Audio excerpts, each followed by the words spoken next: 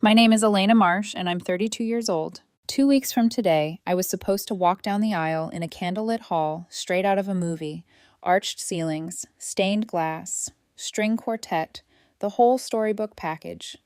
The venue was a restored historical building that cost more than my first car. The caterer had been chosen after 3 tastings and 1 mild food coma. The florist had shown us mock-ups that made my future mother-in-law tear up. The dress was hanging in my closet, custom, lace, beading, hours of fittings and alterations stitched into the seams. And the people footing the bill for all of this? Robert and Diane Vance, my fiancé's parents, or more accurately, the financiers of what Robert liked to call the event of the year. Robert never really treated our wedding like a celebration. It was more like a corporate merger where he was acquiring a daughter-in-law he deemed sufficiently stable. He'd clink his scotch and joke about how smart his investment in legacy was. "Ethan finally made a good decision," he'd say, clapping my shoulder. "You're good for him, Elena. Anchor him." I'd smile and laugh, because that's what you do when the man paying for your wedding calls you an anchor. This morning at 9:17 a.m., while I was staring at a spreadsheet that refused to balance, my phone buzzed. It was a text from Ethan. "Hey, I can't do this. I'm not in a place to get married right now. My heart isn't in it, and I need to follow my truth. I'm really sorry." I read it once, then twice. For a second, I thought I'd misread something, that there was another text coming, some follow-up that said, "Wrong person, LOL," or "Just kidding, can you pick up milk?"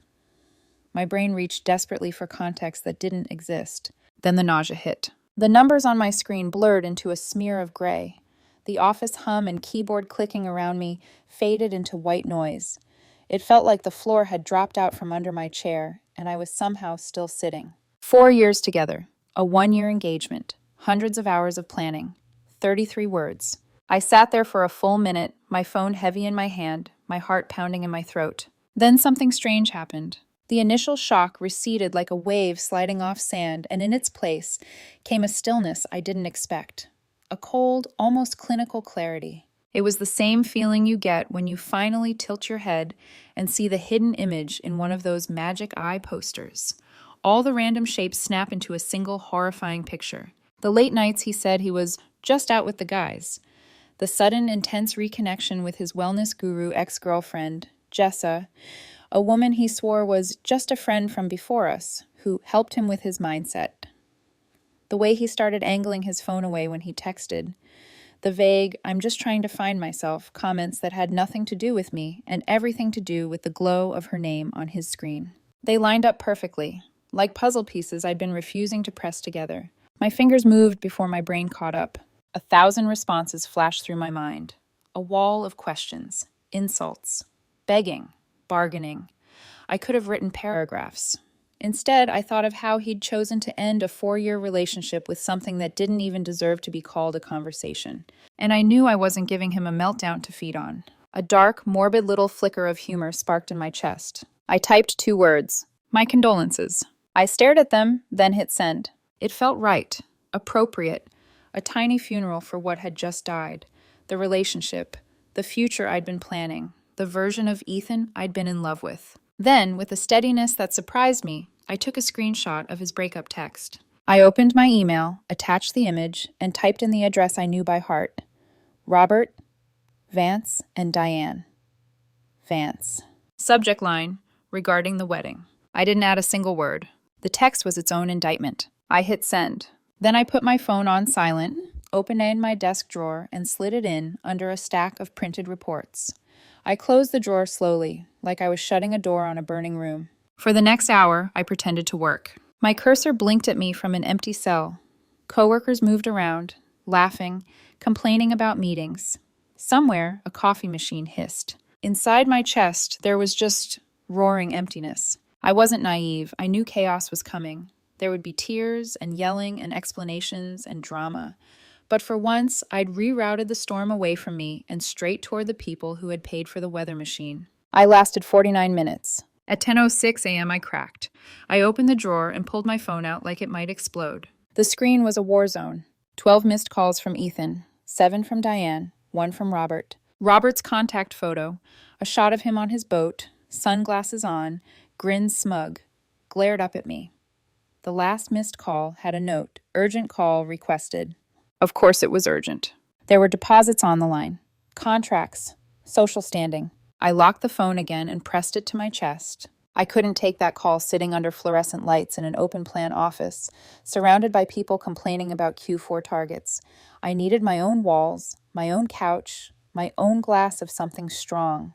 So I powered through the rest of the day on autopilot, somehow completed the spreadsheet, nodded through a meeting I barely heard, and went home. By the time the sun started to set, I was sitting on my couch with a glass of whiskey in my hand and my phone in front of me, Robert's call icon still sitting there like a dare. I took a slow breath in, let it out. Then I hit call, knowing I was about to talk to a man who saw me less as a human being and more as a failed investment. Robert picked up before the first ring finished. Elena. He didn't say hello. It landed like an accusation. Robert, I answered, forcing my voice to stay even. I got your email, he snapped. What the hell is this? Is this some kind of joke? I wish it were, I said. Ethan texted me at 9:17 this morning. He ended the engagement. That screenshot is the entirety of what I know. There was muffled shuffling, the sound of a hand over a speaker, and then another voice cut through, sharp, high, brittle. Elena, darling, what is he talking about? Diane demanded. Ethan says you two had a little tiff. She's just got cold feet. All brides get it. You're the steady one, Elena. You need to fix this. You need to fix this. The way she said it, like I was the household staff who'd let the souffle fall. Diane, I said, my tone cooling. A tiff is an argument over what to order for dinner. This was a termination. Your son ended our engagement. There is nothing for me to fix. Robert cut back in, his voice a low, controlled growl. We have over $150,000 sunk into this event, Elena. $150,000, he repeated, as if I'd somehow missed the number. The venue is non-refundable. The caterer has a cancellation clause that will gut us. This is not a cold feet situation we can brush off. He spoke like the wedding was a line item in a quarterly report that had gone disastrously off budget. Not once. Are you okay? Not once. I'm so sorry this happened. Just money, contracts, reputation. That sounds like a conversation you need to have with your son, I said. He's the one who breached the agreement with me, and by extension, with you. Before they could hurl another volley of blame, my phone beeped. Another incoming call flashed across the top of the screen. Ethan. A hot flash of anger cut through my carefully constructed calm. I have to go, I said. Elena, Diane started, but I hung up on the Vances and stared at Ethan's name pulsing on my screen. I let it ring out. The second it went to voicemail, the text started. Ethan, you told my parents? Seriously? Ethan, you went behind my back to turn them against me? Ethan, you know how my dad is. This is exactly why I couldn't marry you. Exactly why he couldn't marry me. I watched the bubbles appear again. You're so manipulative and vindictive. You need to call them right now and tell them you overreacted and we're working through it. My dad is threatening to cut me off. This is your fault. It took my breath away. The complete, polished, reflexive abdication of responsibility. He ends our engagement by text. I forward that text to the people paying for the wedding, and somehow I was the villain. I didn't reply. Instead, I walked down the short hallway to my home office. Sunset light spilled across my desk, painting everything gold, like it was trying to make this moment prettier than it was. On the corner of my desk sat a heavy, polished wooden box. I opened it carefully. Inside, nestled in dark velvet, was the chronograph watch I'd had custom made for Robert. Steel and gold, understated and beautiful. On the back, engraved in neat script, Robert, thank you for welcoming me into the family. Elena, October 18th, 2025. Our wedding date. The date that had just been executed via text. I ran my thumb over the engraving and felt the first true ache. Not for the Ethan who'd sent that message, but for the man I thought I'd been marrying. For the family I thought I was joining. For the future I'd already been living in my head. I closed the box and set it gently back down. For the next few days, I moved through my life like a ghost. I called my parents, my brother, my best friend, told them the wedding was off, canceled my hair and makeup appointments, emailed the photographer to cancel my half of the contract, changed my out-of-office message for the wedding week I'd already scheduled. I woke up, went to work, came home, stared at the half-packed boxes labeled wedding decor in my hallway, and didn't touch them. I thought the worst was over. I was wrong. The first shot in the second wave came from Diane. Subject line, ring and responsibility. Her email was long, full of flowery language about disappointment and shared burdens. The heart of it was simple, Since the wedding was off, I was, in her words, morally and legally obligated to return the engagement ring so they could recoup some of the catastrophic losses. The ring Ethan gave me, the ring I had quietly paid for half of, the ring that, in our state, is legally considered a conditional gift based on who calls off the marriage. I read her email 3 times. Then I opened a new message. I pasted in a link to our state statute on conditional gifts and engagement rings. Beneath it, I typed 1 line. The ring is my property. Consider the matter closed. I hit send. Of course, it wasn't closed for them. The smear campaign began quietly. A tentative text from a friend. Hey, are you okay? I heard things got weird. A hesitating call from my former maid of honor. Ethan says you've been really controlling lately, that you shut down emotionally and he didn't feel safe talking to you. Is that what happened? He was painting himself as the victim. I was now the suffocating, emotionally distant control freak who had forced him into an engagement he wasn't ready for. And Jessa, the ex-girlfriend turned wellness guru, was, according to his narrative, the brave, enlightened friend who helped him find his truth. I wanted to scream until my throat tore. Instead, I booked an appointment with a lawyer. Not to sue. I didn't want to be tied to the Vances in court for years. I just wanted a strategy, a way out that didn't leave me scorched earth. I sat in his office, hands wrapped around a too-hot coffee, and told him everything. Ethan's text, the forwarded screenshot, the Vances' money fixation, the lease situation on our apartment, the ring email, the smear campaign. When I finished, he leaned back and steepled his fingers. You're in a war, he said. You didn't start it, but you're in it. The goal isn't to win. It's to extract yourself with the least possible damage. How? I asked. Document everything, he said. Screenshots, emails, dates, times. Communicate only in writing. No emotional phone calls you can't prove. Protect your assets. Make sure your finances are separate. Know what's in your name. And when you speak publicly, be neutral and factual. No rants, no mudslinging, just truth. He slid a notepad toward me. Write down 3 objectives, he said. 1, protect your financial stability. 2, protect your reputation. 3, protect your peace. Everything you do from here on out has to serve those. I wrote them down. The words looked small on the page, but they felt like a shield.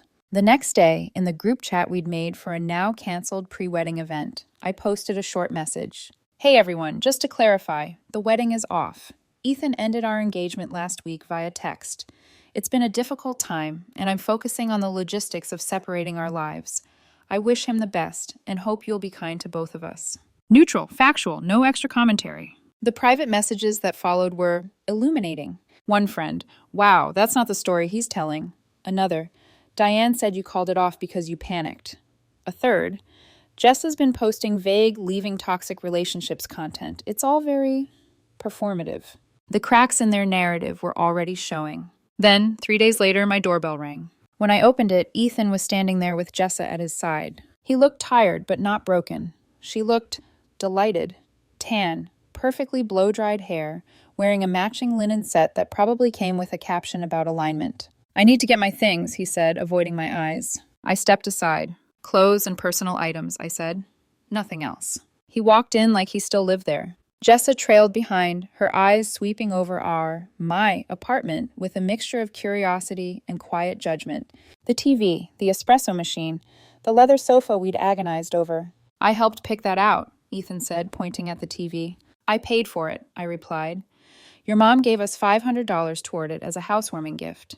You can take it if you give me the other $800. His jaw tightened. He moved to the espresso machine. This was for both of us. My brother bought it for me, for my promotion, I said. You know that. Jessa drifted toward the bookshelf. This is a lot of heavy energy, she murmured.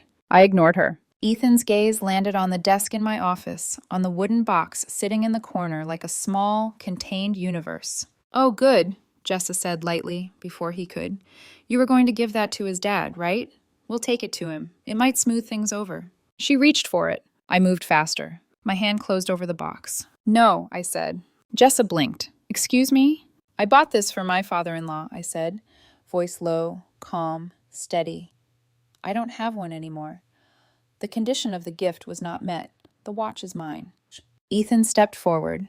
anger finally cracking through his performative calm. Seriously, Elena, it's a watch. It's not that deep. It is that deep, I said. This, I tapped the lid, was supposed to be a thank you for welcoming me into the family. That didn't happen. You ended that. You don't get the watch, just like you don't get to rewrite what you did.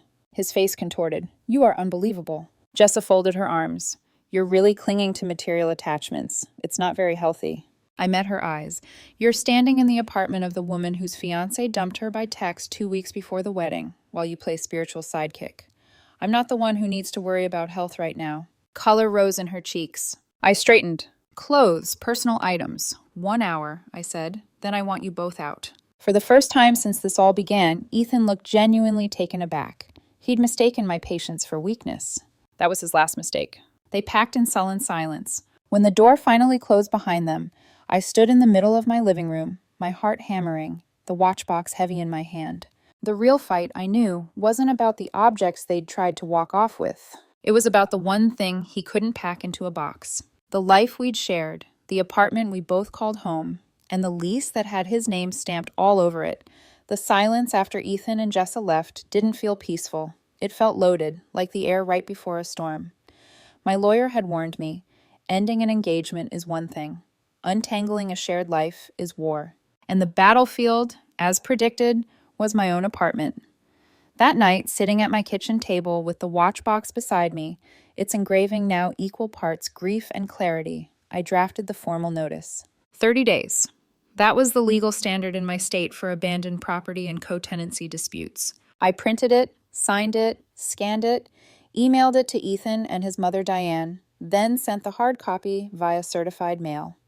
The notice outlined the date of delivery, a 30-day window for Ethan to retrieve remaining personal items, the requirement that he sign lease transfer paperwork, instructions for scheduling a pickup, a warning that failure to comply would result in legal remedies. It was polite, professional, bulletproof. My lawyer reviewed it and simply wrote back, "Good, hold the line." Exactly 1 week later, my apartment went dark. Not a power surge, not a blown fuse. Full blackout. My router shut down. My computer died mid-keystroke. The AC thudded to silence. I checked the hallway. Lights on. Neighbors perfectly illuminated. Only my unit was dead. I grabbed my phone and logged into the utility company portal using Ethan's old account info. Disconnected, past due. He'd never paid last month's bill, or the month before, or maybe he just didn't care. In the chaos of his exit, he'd shut down the power to my home. I felt heat crawl up my neck. Humiliation first, then something sharper, angrier. I called the utility company. The agent asked for the account name. "It's under my ex-fiancé," I said. "But I live here." "I'm sorry," she replied. "Because the outstanding balance is tied to the unit, you'll need to pay it before we can reactivate service." "How much is the balance?" $480? I closed my eyes. 480 wasn't catastrophic, but the meaning behind it was. Ethan had turned the lights off on his way out. I paid it on the spot, took a screenshot, then sent it to Ethan and Diane with the subject line, "Final utilities." No message body, just the receipt. Then I blocked them both. Some battles aren't worth words. 3 days later, I was curled on my couch, lights on now, AC humming, watching a rerun of a cooking show I didn't care about when my building's doorman, Charles, called. Charles is a saint, the kind of man who remembers birthdays and warns residents when it's going to rain. His voice was tight. "Elena, Ethan is downstairs," he said quietly. "He's saying he's a resident and demanding access. He says his key fob isn't working." "It's not working because my lawyer advised deactivating it once he abandoned the unit," I said, rubbing my forehead. "Is he alone?" Charles hesitated. "No, his ex-girlfriend's with him. The influencer one. She's pacing around and filming everything." My stomach nodded. "Don't let them up," I said. "Tell them they need to coordinate a time through email per the legal notice. If they refuse to leave the lobby, call the police." "Understood." I hung up and grabbed the folder containing every piece of documentation. Certified mail receipt, lease copy, email timestamp, my lawyer's instructions, the 30-day notice. My hands were shaking by the time I reached the elevator. When the doors opened into the lobby, I stepped out into chaos. Jessica style. Jessa was standing in the middle of the lobby filming herself. Big sunglasses on indoors, one hand on her hip, the other holding her phone like she was recording a vlog titled "Standing in My Power While Oppressed." Ethan was red-faced, gesturing wildly at Charles. The moment Ethan saw me, he stormed forward. "You can't lock me out of my apartment," he shouted. "This is illegal." "It's not," I said. "You moved out. You abandoned the unit. I gave you 30 days' notice to retrieve your items." Jessa chimed in, stepping forward with the confidence of someone who had never seen the inside of a courtroom. "This is emotional abuse," she declared. "She's punishing you spiritually." Before I could answer, the lobby doors slid open and 2 police officers entered. Perfect timing, and also a nightmare. "Ma'am," one officer said to Jessa, "could you stop filming and step aside?" "No," she said dramatically. "The universe needs to witness." Ethan tugged her backward. "Just stop." The officer turned to me. "What's going on here?" I held up my folder calmly. "This is a civil co-tenancy dispute. Ethan moved out. I provided written notice via certified mail informing him he has 30 days to schedule retrieval of his belongings. He's refusing and instead causing a disturbance." The officer turned to Ethan. "Do you still live here?" Ethan's mouth opened and closed. I'm staying with a friend right now, but..." "Then this is a civil matter," the officer said flatly. "Not criminal. You need to leave the property, or you'll be cited for disorderly conduct." Jessa gasped. "This is corruption. This is patriarchal." The officer held up a hand. "Ma'am, enough." The fight drained out of Ethan all at once. His shoulders sagged. He muttered something to Jessa, and they both turned and walked out, Jessa stomping, Ethan looking like a deflated balloon. As they exited, Charles looked at me with something like sympathy and admiration. "Sorry you had to deal with that," he said. "It's not your fault," I replied softly. "Thank you for handling it." The lobby felt 10 degrees warmer after they left. But the war wasn't over. He still had things to collect. He still had to sign the lease transfer. And I knew, somehow, that the final act wouldn't be a screaming match. It would be something quieter, more pathetic, more revealing. I was right. The final days of the 30-day window felt like waiting for a storm that refused to decide whether it wanted to break or disappear. The tension hummed in the background of everything: laundry, groceries, brushing my teeth. Part of me expected Ethan to show up again with Jessa filming like some deranged reality TV duo. Part of me expected a dramatic, last-minute apology speech at my door. Most of me expected nothing at all. He had always been good at disappearing when it required responsibility. Then, on day 30, almost to the hour, an email arrived. From a law office, not one I recognized. Subject: property retrieval and lease transfer. Proposed schedule. In the body: our client, Mr. Ethan Vance, requests a mutually agreeable time tomorrow between 10 a.m. and 1 o'clock p.m. to collect his personal belongings. Attached is the completed lease transfer documentation as required. I stared at the email for a long moment, not because of the contents, but because of the signature. The lawyer wasn't from a known firm. They didn't list a direct number.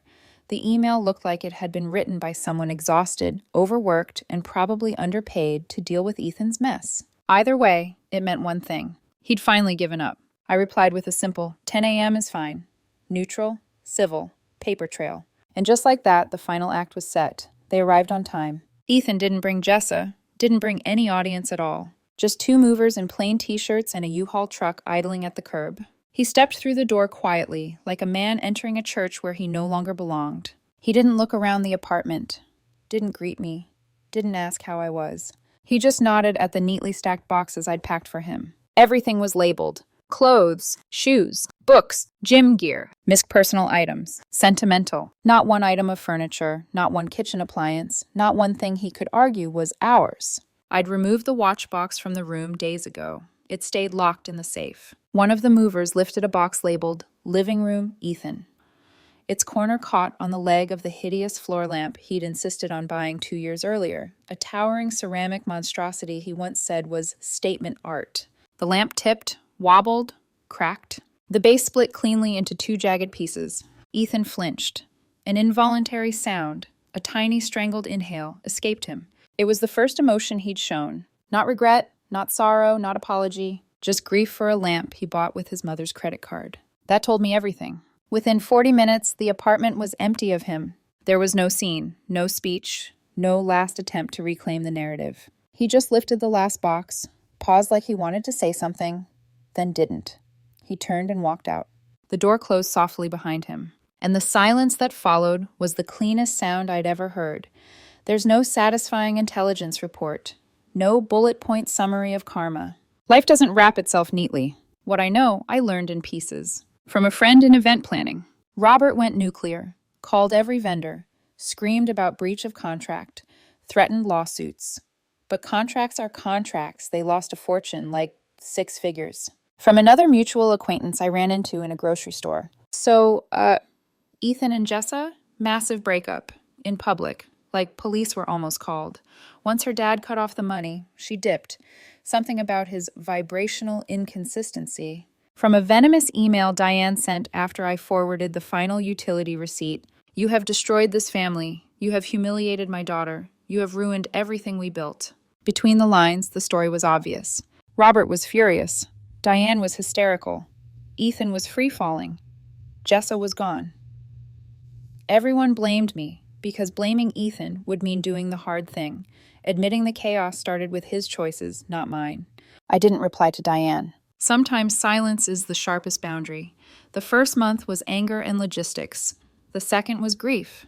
Not for Ethan, not for the wedding. For the version of myself who ignored the red flags. For the woman who worked so hard to deserve love that she didn't question the quality of it. For the life I thought I was supposed to be building. Some nights, the audacity of it all hit me like a punch. That he walked away. That I had to clean up the wreckage. But then morning came, sunlight spreading across the empty side of my bed, across the quiet apartment that was finally mine. Truly mine. And something in me loosened. I sold the engagement ring. Used the money to pay off the last lingering wedding costs I'd incurred personally. Dress fittings, bridesmaid gifts, the spa appointment I never got to attend. The leftover went into a savings account labeled simply, New Life Fund. And the watch? The chronograph engraved for a father-in-law I'll never have? It's still in its box, tucked away in my safe. Not as a trophy, not as revenge. As a reminder that my instincts were whispering for months before I finally heard them. That calm, methodical action is sometimes more powerful than dramatic explosions. That boundaries aren't rude, they're survival. And that the most expensive bullet I ever dodged came wearing a suit, holding a wedding invitation, and talking about following his truth. I'm done writing this now. I'm going to close my laptop, step out into the evening air, and go live the life that's actually waiting for me.